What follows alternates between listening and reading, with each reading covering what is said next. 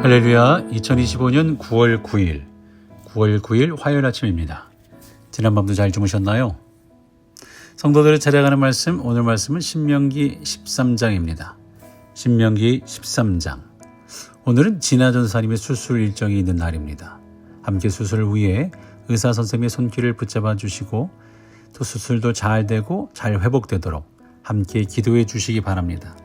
더불어 박광희 집사님을 위해서도 주일날 뵈니까 너무나 좋았죠. 박광희 집사님의 회복을 위해 함께 기도해 주시며 또한 강사님, 우리 이현식 목사님의 건강과 우리의 마음밭이 부귀를 준비하며 옥토가 되도록 기도해 주시기 바랍니다. 오늘은 신명기 13장입니다. 신앙을 지켜내는 힘, 하나님 앞에서 어떻게 해야 될 것인가. 세상은 언제나 수많은 유혹으로 가득합니다. 특히 하나님을 섬기는 사람들까지도 넘어뜨리려는 교묘한 시도가 많죠. 그래서 하나님은 오늘 본문을 통해 이렇게 말씀하시는 것 같아요. 먼저 집안을 지켜라. 내 마음을 단속해라. 오늘 신명기 13장은 이방 땅 전체를 정복하라는 말씀이 아닙니다. 오히려 우리 안에서 믿음의 공동체 안에서 하나님을 떠나게 하는 유혹을 분별하고 경계하라고 말씀합니다. 더 나아가 오늘 본문은 분명히 3절 분명히 선언하죠. 이는 너희 하나님 여호와께서 너희가 마음을 다하고 뜻을 다하여 하나님을 사랑하는 여부를 알려 하사 너희를 시험하시니라.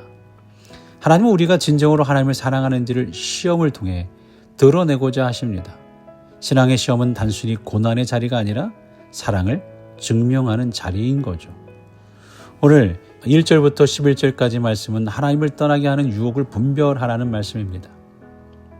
단순히 우상을 숭배하는 사람을 징계하라는 말씀이 아니에요.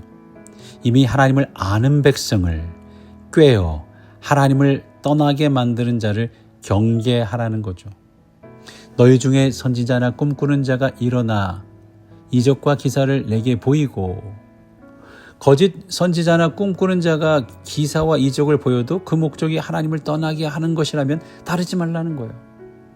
6절에서 8절도 가까운 가족이나 친구조차도 하나님 대신 다른 신을 섬기고자 유혹한다면 거절하라.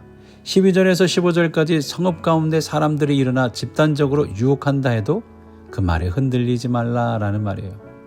하나님의 목적은 단순히 그들을 징계하는 데 있지 않습니다.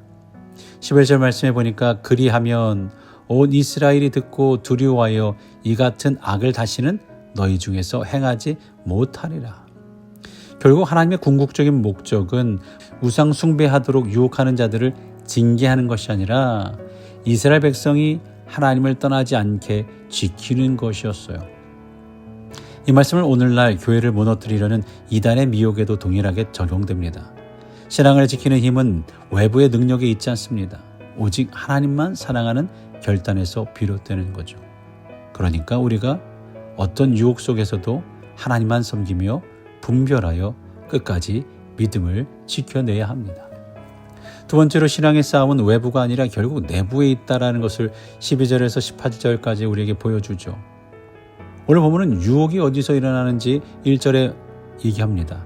너희 중에 선지자나 꿈꾸는 자가 일어나서 이적과 기사를 내게 보이고, 이스라엘 백성 중에 라는 말이죠. 그리고 6절을 보게 되면 내 형제나 내 자녀나 내 품의 아내나 너와 생명을 함께하는 친구가 가만히 너를 꾀어 이르기를. 그러니까 너희 중에 1절에 나와 있는 너희 중에 이스라엘 백성들 중에 가족이나 친구들을 가리키는 거죠. 이단 중에 한 부류인 신천지도 가만히 보면 그렇습니다. 교회 안에 살며시 들어와서 형제 자매 교우들에게 친근하게 다가갑니다. 그러다가 교회 안에 불만, 목회자에 대한 불만을 찾아내고 마음을 긁어가죠.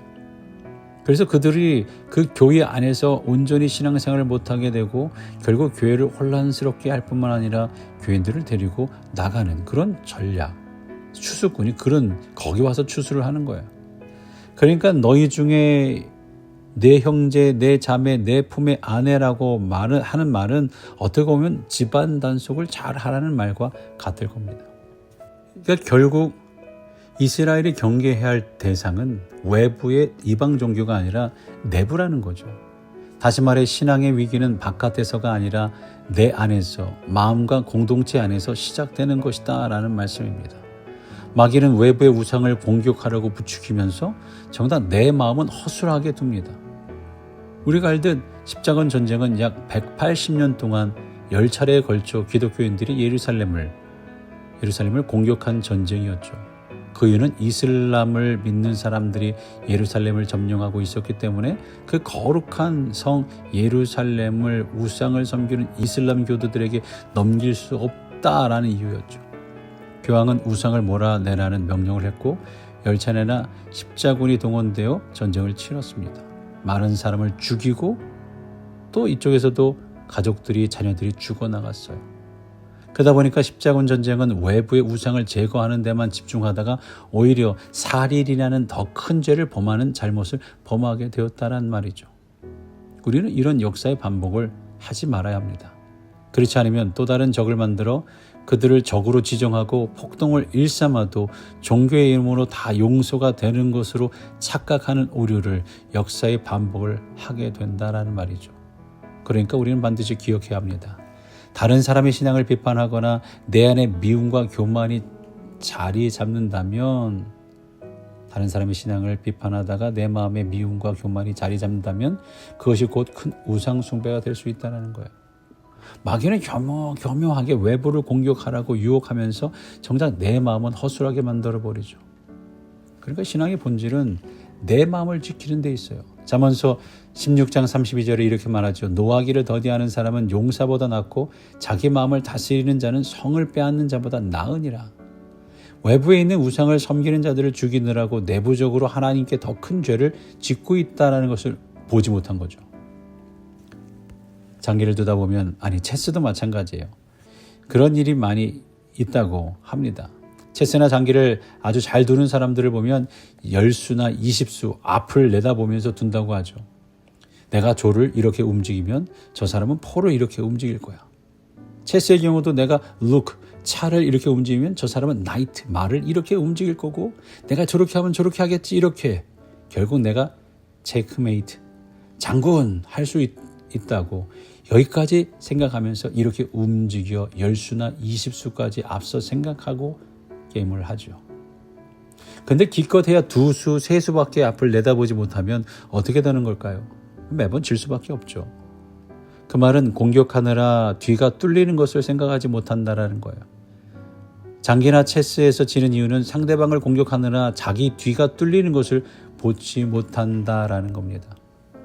한 번은 축구 경기를 보는데 한쪽 팀이 공격이 우세하여서 일방적인 경기를 하고 있었어요. 그러다 보니까 수비가 전부 다 올라와 있는 거예요. 공격에 가담하며 올라오는 거예요. 심지어 골키퍼도 올라와서 적극적인 공격에 가담하고 패스를 합니다. 근데 한 번의 실수로 상대팀에게 골을 빼앗기고 상대팀은 골대가 빈 것을 보고 멀리서 슛을 하죠. 그 공은 골대 안에 들어갑니다.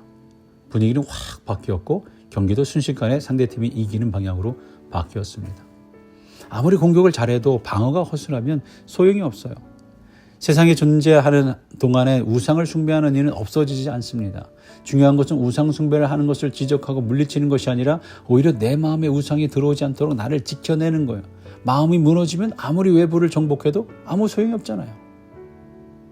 그래서 이런 과정을 통해 하나님은 우리의 사랑을 시험하시는데요. 3절 말씀 그 시험의 이유를 분명히 밝힙니다.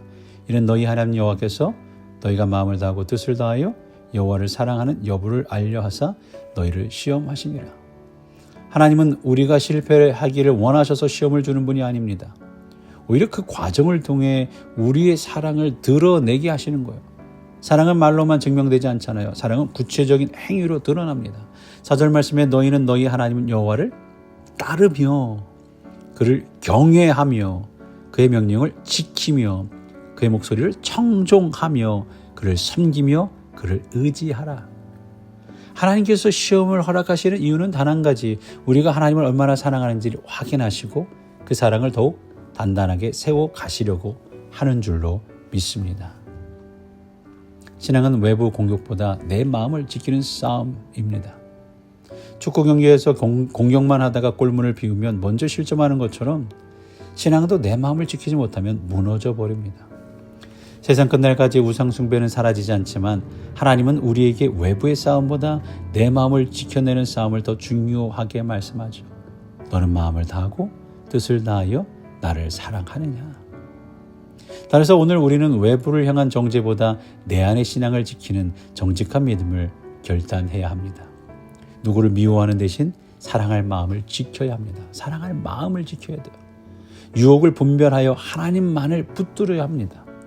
내 안에 단속하고 내 안을 단속하고 집안을 단속하고 교회 공동체 안에서 먼저 믿음을 굳게 세워야 합니다. 마귀는 외부의 공격에 정신을 쏟게 하면서 정작 내 마음의 문을 허술하게 하도록 유혹합니다. 결국 신앙의 본질은 내 마음을 지키는 것, 바로 하나님 사랑을 지켜내는 것입니다. 또한 그로 인한 과정 중에 테스트는 하나님께 버림받았다라는 신호가 아니라 사랑을 증명할 기회를 주시는 거죠. 시험 속에서도 하나님을 더 사랑하는 선택을 할 때 우리는 가장 큰 승리를 얻게 될 것입니다. 그렇게 우리를 지켜 우리 모두가 하나님의 교회를 잘 세워 갈 수 있도록 마음을 다해 하나님만 사랑하는 삶을 살아가는 저와 여러분 되시기를 주의 이름으로 간절히 축원합니다. 오늘은 전도 부흥회와 교회를 위해 부흥회 강사님을 위해서 조남숙 집사님께서 기도해 주시겠습니다. 다 같이 기도합니다. 사랑과 은혜가 풍성하신 하나님, 하나님 은혜를 생각할 때 부활한 감사와 영광을 하나님께 돌립니다. 우리 교회가 49주년을 맞아 부흥 집회를 준비하는 릴레이 기도에 우리 모두 동참하는 시간이 되게 하옵소서. 이번 집회를 통해 교회를 떠난 사람들, 아직도 주님을 모르는 사람들을 주님의 전으로 많이 불러주시옵소서. 한국에 오시는 목사님, 오고 가시는 발걸음 지켜주시고 영육간에 강건하게 붙들어 주시옵소서. 강사 목사님께 성령의 두루마리를 입혀 주시옵소서. 시간마다 은혜 많이 받는 시간이 되게 하옵시고 우리 안에 성령이 임하게 하옵시며 몸된 교회를 잘 섬기고 항상 사랑과 은혜가 넘치는 교회가 되게 하옵시며 오늘도 주 안에서 승리하는 하루가 되기를 바라오며 우리를 구원하신 예수님 이름으로 기도합니다. 아멘.